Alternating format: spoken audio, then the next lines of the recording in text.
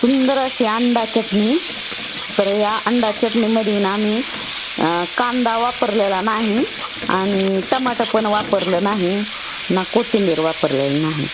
कारण कोथिंबीर होती वरी पण मी आणली नाही छटावून जाऊन.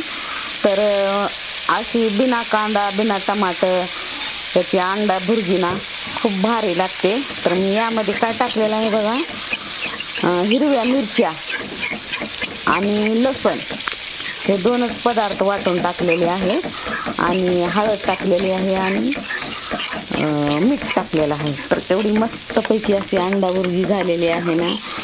तर तुम्ही पण करून बघा अशी छान. तर हिरव्या जर मिरच्या टाकल्या आपण ना तर हिरव्या मिरच्याची अंडा भुर्जी एवढी भारी लागते ना, खूपच भारी लागते.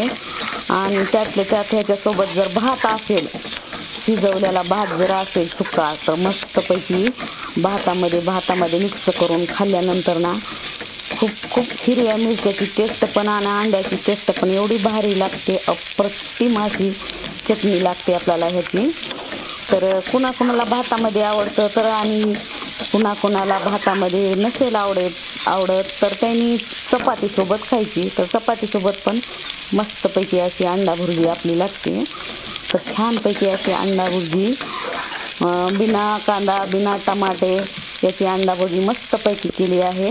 व्हिडिओ आवडला तर लाईक शेअर कमेंट सबस्क्राईब करा. धन्यवाद. Bye bye. Take care.